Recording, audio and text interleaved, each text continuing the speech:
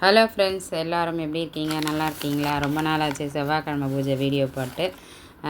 என்னன்னு தெரில, ரொம்ப நாள் ரொம்ப பிரேக் ஆகிடுச்சு. திருப்பியும் ஸ்டார்ட் பண்ணியிருக்கேன். 108 முருகன் கோயில் சீரீஸ் இன்றைக்கி நம்ம 10வது முருகர் கோவில் பார்க்க போகிறோம்.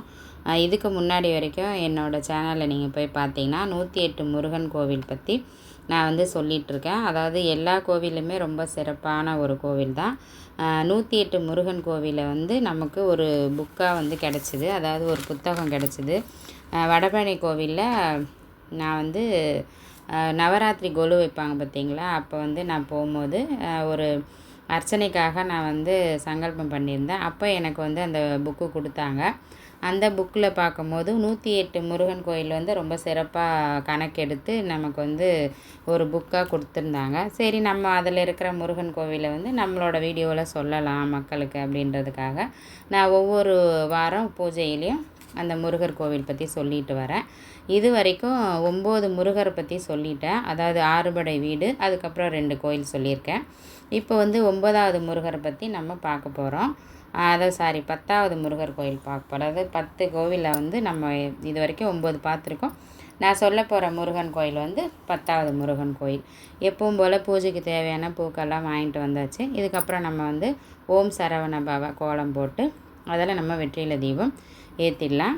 இன்றைக்கி நம்ம பார்க்க போகிற முருகர் கோவில் சின்னாலம்பட்டி அப்படின்ற ஒரு ஊரில், திண்டுக்கல் மாவட்டத்தில் இருக்க அந்த ஊர். அந்த கோவில் அந்த ஊரில் இருக்கிற சின்னாலம்பட்டின்ற கிராமமோ இல்லை சிட்டியோ தெரியல, அந்த ஊரில் இருக்கிற அருள்மிகு சதுர்முக முருகன் அப்படின்ற ஒரு திருக்கோயிலை பற்றி தான் பார்க்க போகிறோம். எல்லா இடங்கள்லையும் முருகனை நம்ம 6 முகத்தோடு பார்த்துருப்போம். ஆனால் இங்கே சதுர்முக முருகர், அதாவது சதுரம் என்றால் 4 கார்னர் வரும் இல்லையா, அந்த மாதிரி 4 தலையோட இங்கே முருகர் மயில் மீது அமர்ந்து திருக்கோல காட்சி கொடுக்குறாரு. அதாவது மயில் மேலே அவர் அமர்ந்த நிலையில் 4 முகங்களோட மயில் மேலே அவர் மட்டும்தான் இருக்கார். வள்ளி தேவனை அந்த மாதிரி யாரும் இல்லை.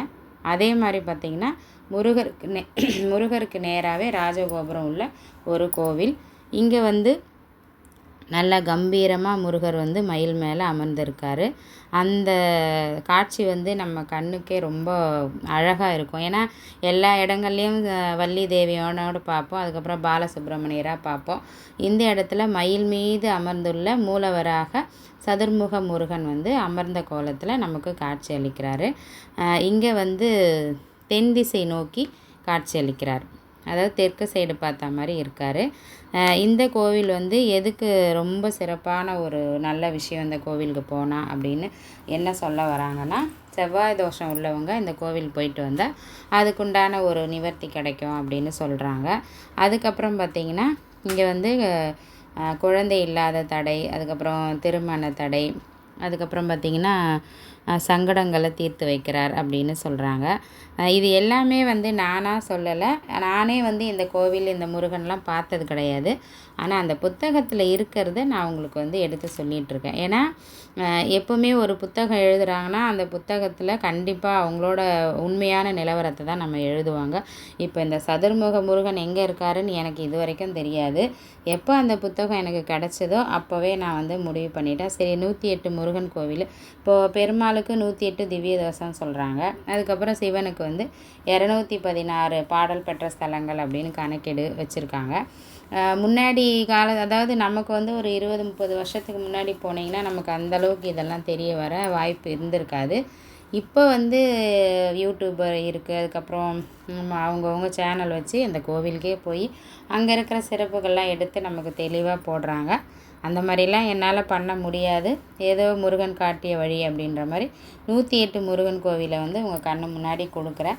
யாரெல்லாம் என்னோடய சேனலை பார்க்குறாங்களோ அவங்க என்னோடய வீடியோஸ்லாம் நீங்கள் பார்த்துக்கிட்டே வந்தீங்கன்னா 108 முருகன் கோவிலை நான் இப்போது ஆரம்பிச்சிருக்கேன் பார்த்திங்களா, இது எப்படியும் ஒரு வருஷத்துக்கு கூட போகும். ஏன்னா ஒரு வாரத்துக்கு ஒரு கோவில் தான் நம்ம சொல்கிறோம். அப்போ 108ன்னா பார்த்துக்கோங்க எத்தனை வாரம் வரும்னு.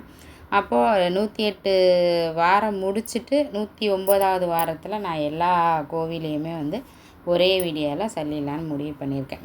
ஏன்னா இது நம்ம ஒவ்வொரு வாரம் ஒரு வெற்றிலை தீபம் வீடியோ போடும்போது முருகனை பற்றி சொல்கிறதுக்கு வந்து நமக்கு ஒரு வாய்ப்பாக ஏற்படுத்திக்கலாம் அப்படின்றதுக்காக தான் 108 முருகன் கோவில் சீரியஸ் ஆரம்பிச்சிருக்கேன். நிறைய பேர் நிறைய விஷயங்கள் முருகனை பற்றி சொல்கிறாங்க. நான் சொல்ல வர்றது என்னன்னா, முருகன் அப்படின்னு நம்ம மனசில் நினச்சாலே அவருக்கு வந்து அவர் பார்வைக்கு நம்ம போயிடுவோன்றது தான் என்னோடய நம்பிக்கை. என்னோடய வாழ்க்கையில் நிறைய இடங்களில் முருகர் வந்து அதிசயத்துக்கு அதிசயமே நிறைய நடத்தியிருக்காரு. முருகனோட அனுபவத்தை வந்து அந்த முருகனோட பலனை அடையணும் அப்படின்னு நினச்சிங்கன்னா ஃபஸ்ட்டு முருகர்கிட்ட போகும்போதே நம்ம ரொம்ப கஷ்டப்பட கற்றுக்கணும். கஷ்டப்பட்டு எல்லா முருக பக்தரையும் நீங்கள் போய் பார்த்தீங்கன்னா அப்படியே சந்தோஷமாக இருப்பாங்க, எல்லாமே முருகன் கேட்டவொடனே கொடுத்துருவான் அப்படின்லாம் நினைக்க முடியாது. கண்டிப்பாக ஒரு டெஸ்ட்டு வச்சு அந்த டெஸ்ட்டில் நம்ம எந்தளவுக்கு ஸ்ட்ராங்காக இருக்கிறோம் அப்படின்றத பார்த்து தான் அந்த முருகன் வந்து பலனை தருவார். வெற்றிலை தீபம் வந்து நான் கிட்டத்தட்ட 2 வருஷம் ஆக போகுது ஏற்ற ஆரம்பித்தேன். அதுக்கு மேலேயே இருக்கும். நான் தொடர்ந்து நமக்கு நடக்கலை அப்படின்றதெல்லாம் நான் நினைக்கிறது கிடையாது. வெற்றிலை தீபம் நம்ம ஏற்றணும். செவ்வாய்க்கிழமை முருகனை கும்பிட்றோம். முருகனுக்கு இதெல்லாம் செஞ்சால் பிடிக்கும் அப்படின்னு தெரிஞ்ச பிறகு எப்படி செய்யாமல் இருக்க முடியும் சொல்லுங்கள். அதனால் வந்து நான் வெற்றிலை தீபம் நம்ம வேண்டிக்கிறது நடக்கலைன்றதெல்லாம் கிடையாது. செவ்வாய்க்கிழமை எங்கள் வீட்டில் முருகர் பூஜை உண்டு. அந்த பூஜையில் வெற்றிலை தீபம் நான் ஏற்றிடுவேன். நிறைய பேர் 6 வாரம் ஏற்றினா போதும், 11 வாரம் ஏற்றினா போதும் அப்படின்வாங்க. என்னை பொறுத்தவரையும் கடவுளை கும்பிட்றதுக்கு கணக்கே கிடையாது. ஒரு சில பூஜைகளுக்கு வந்து ஒரு நியதி இருக்கும், இப்படி தான் செய்யணும், இத்தனை வாரம் தான் செய்யணும்னு சில விஷயங்கள் இருக்கும். அதை வந்து நம்மளால் மாற்ற முடியாது, நம்ம மாற்றவும் கூடாது. அதுதான் வந்து விதிமுறைப்படி இருக்குன்னா அதை வந்து அந்த விதிப்படி தான் நம்ம வந்து அந்த பூஜைகளை செய்யணும். முருகனுக்கு பூஜை பண்ணும்போது முருகன் என்ன கொடுத்தாலும் அவர் ஏற்றுப்பார். எதுவுமே இல்லைனாலும் நம்ம 2 கையெழுத்து கும்பிட்டு முருகா என்னை காப்பாற்றினாலும் அவர் அதுக்கு ஏற்ற பலனை கொடுப்பாரு. இப்போ இந்த பூஜை செய்யறதுக்கு எனக்கு எப்படியும் 2 மணி நேரம் ஆகும். அப்போ 2 மணி நேரமாக நம்ம பூஜைக்காக நம்மளோட நேரத்தை ஒதுக்கி முருகனை நினச்சிக்கிட்டே இந்த பூஜையெல்லாம் செய்யும்போது அது ஒரு மனசுக்கு சந்தோஷமாகவும் நம்மளோட சிந்தை இருக்குது பார்த்திங்களா, சிந்தனை வந்து ஒருநிலைப்படும். அப்படி கூட வச்சுக்கலாம். ஏன்னா எல்லாமே செஞ்சால் தான் முருகர் கொடுப்பாரான்னா அப்படிலாம் கிடையாது. இப்போ எல்லாரும் செவ்வாய்க்கிழமை பூஜை செய்கிறாங்கன்னு சொல்ல முடியாது. ஏன்னா நாங்களே வந்து ஒரு 4 வருஷத்துக்கு முன்னாடிலாம் நாங்கள் செவ்வாய்க்கிழமையில் பூஜையெல்லாம் செய்ய மாட்டோம். எப்பவும் போல் வீடு அப்படியே தான் இருக்கும், துடைக்கிறது அதெல்லாம் இல்லை, வாரத்துக்கு ஒரு நாள் தான் துடைப்போம். அப்படி தான் இருந்தது. ஆனால் எப்படியோ எங்களுக்கு வந்து முருகர் பக்தி வந்துடுது.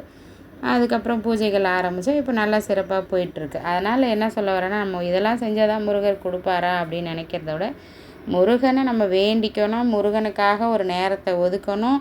அந்த நேரத்தில் முருகரை பற்றி மட்டும்தான் நினைக்கணும். மற்ற விஷயங்கள்லாம் எதுவும் நம்ம வந்து யோசிக்கக்கூடாதுன்றது என்னோட இந்த ஆன்மீக சிந்தனையில் அதுவும் ஒன்று நான் சொல்லுவேன். ஏன்னா பக்தி பண்ண நமக்கு வந்து எல்லா நன்மைகளும் வரும். அந்த நன்மைகள் எப்படி வரும்னா கொஞ்சமாக அனுபவங்கள், அதாவது கஷ்டப்பட்டால் தான் கிடைக்கும். நான் ஒரு விஷயம் சங்கல்பம் பண்ணிக்கிட்டு ஆரம்பித்தேன் போன வருஷம். ஆனால் அது நடந்துதா கேட்டிங்கன்னா இன்னும் நடக்கலை. அதனால் என்ன சொல்ல வரேன்னா, நம்ம கேட்குறதெல்லாம் கடவுள் கொடுப்பாருன்ற நம்பிக்கையோடு கடந்து போகிறது தான் பக்தியாக நான் நினைக்கிறேன். நமக்கு எல்லாமே கிடச்சிச்சின்னா நம்மளும் கடவுளை வந்து கொஞ்சம் யோசிக்க மாட்டோம் இல்லையா அப்படின்னு நாமளாக நினச்சிக்கிட்டு நம்ம அன்றாட வேலையில் இதுவும் பக்தி பண்ணுறதும் ஒரு வேலையாக வச்சு நம்ம பக்தி பண்ணிட்டு போயிட்டே இருக்கணும். பக்தி பண்ண நமக்கு பலன் கிடைக்கும். அது நமக்கு இந்த பூஜை செஞ்சால் இப்படி பலன் கிடைச்சிடும் அப்படின்றத விட இந்த பூஜை செய்வோம் பலன் கிடைக்கும் மெதுவாக அப்படின்னு அந்த எண்ணத்தை தள்ளி வச்சுட்டு நம்ம கடந்து போயிட்டே இருக்க வேண்டியது தான்.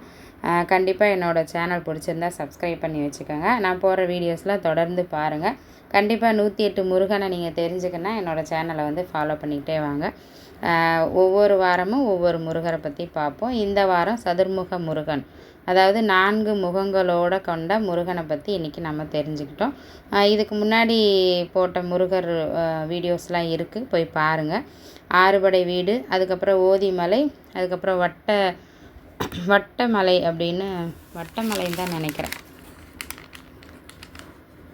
அந்த முருகரை பற்றியும் சொல்லியிருப்பேன். ஆமாம், வட்டமலை, அதுக்கப்புறம் இப்போ சின்னாலம்பட்டி சதுர்முக முருகன், இப்படி தொடர்ந்து நம்ம பார்த்துக்கிட்டே வரோம். இந்த சீரியஸ் உங்களுக்கு பிடிச்சிருந்தா ஒரு லைக் போட்டு சொல்லுங்கள். அடுத்தது பூஜை செய்கிற வீடியோவை பார்த்து கம்ப்ளீட் பண்ணலாம். ஓகே, பாய், தேங்க்யூ.